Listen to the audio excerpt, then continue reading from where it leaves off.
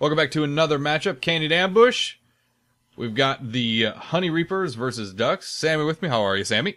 Fantastic as always. Tell us about the Duck ships. Alrighty. We are seeing the Dancing Feather bringing that left side, Artemis Hades. That right side, Gat Mortar, and that Artemis front.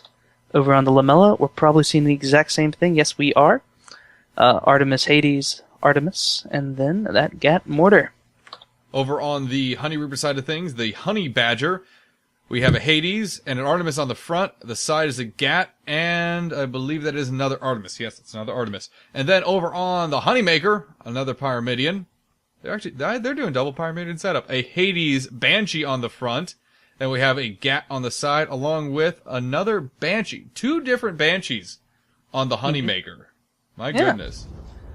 I was hoping Sasquatch might dissipate orders. He's bringing charged rounds instead of burst rounds for the Artemis. Now, we were talking this beforehand with the Artemis. What's the basic math behind it here?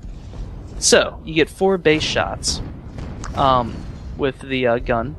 Mm-hmm. However, charge reduces your ammo, although it gives you more damage. But basically, the math works out where you only get 3 slightly more powerful shots, but it works out to be less than your 4 normal shots. Well, okay, Lamella's charging straight excessively aggressive. I haven't seen this play from Splorer yet. Dancing Feather is holding back and picking off, but oh goodness, Lamea is caught in a crossfire between those two Pyramidions. Honey Badger turns around the right direction, but no, my god! I'm surprised to see Dancing Feather get left behind. That is some amazing aggression that I'm seeing from Splorer. I'm happy to see it. Wow. Look, they looked at the builds. They know, hey, look, these are long-range medium-range Pyramidions. If we get in their face, they can't do it. They can't do a darn thing to us. We're seeing that. You don't expect a balanced Junker build like these to just charge like that. That scares the piss out of you. My goodness. Honey Badger goes down as well. First 2 kills. Honeymaker has spawned in meters away. Mere meters away from the red team. This is Did you learn nothing from Dune?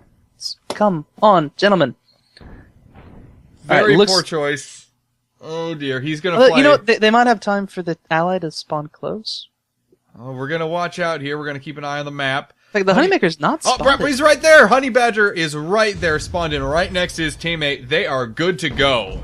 And the Dancing Feather's kind of flying a little weird. What's Frogger doing? I don't know. Frogger, wake up! Wakey, wakey! Dancing Feather's taking quite a few Hades shots right now. Not the most accurate in the world. Looks like Honey Reapers need to do a little practice on the guns, but it's a very hard gun, but a lot of it's going to the balloon. Looks like they're doing a good job of getting that balloon chem sprayed, so we're not seeing the damage we need. A simple application of chem spray to a balloon, especially on a Junker, really, you solve a lot of problems when it comes to trying to control damage from a Hades. Dancing Feather is getting backed into a bit of a corner here now, though. They have nowhere to reverse, so they're going to have to do some very heavy maneuvering. It looks like he's just soaking damage for the Lamella to do a bit of a charge around, but I don't know what they're waiting for. He's just been sitting in that fire for quite some time, and even with that inaccuracy, we are starting to see the armor moves farther and farther down, the balloon move farther and farther down. Balloon might burst here on this one. There's a couple different deck fires. A lot of guns have gone out on the Dancing Feather. They're going to descend. I want to know, what's taking the Lamella so long to engage? We're only just now seeing him get in there. He is not engaging with his brawl side. The Lamea is holding back and engaging with his long-range side. I think that's a mistake. The aggression he showed early on has the Honey Reapers a little off-center. But now, since we're not seeing that aggression anymore, the Honey Reapers get their feet back under them, and they're now just able to sit back and use those mid to long-range guns. Yeah, but Honey Badger's lost his armor. We're seeing the difference between the two, the Hades on each team. We're seeing a lot of accuracy. Honey Badger's lost armor down to half perma, taking a bit of Artemis. Ooh, those are raspberries all over the place. Hades shots going into it. Honey Badger is barely just get it up, it but on. I think this next salvo. Boom! Down he goes. I gotta say, not extremely well executed on the Lamea's part. Took them a while to get around, and they didn't use the proper side of the ship, in my opinion. But it worked. It did. For better But or worse, it was a little awkward, to say the least. Yeah, I agree completely. Honey Badger spawns in very close to the combat on the other side of the pipe here. We're seeing them get all their guns up and ready to go. Now that they haven't had a, freaking 2 minutes to pound the dancing feather. That was just... It's a 4-0 scenario right now. Honey Badger could be this last kill, but it's wheeling backwards a little bit. Oh no! What? Honeymaker has been spotted, and I can only imagine the Dancing Feather and LeMay are going to be like fresh meat right now.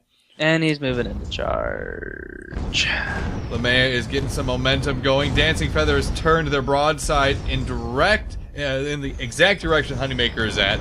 LeMay is turning and getting himself pointed up for a charge. Dancing Feather is switching sides, it looks like. He's going to go with his brawl side as well. Could we see a double charge from these You know what? junkers? We're actually starting to see some... We're seeing the shots connect, and Dancing Feather goes down. Wow!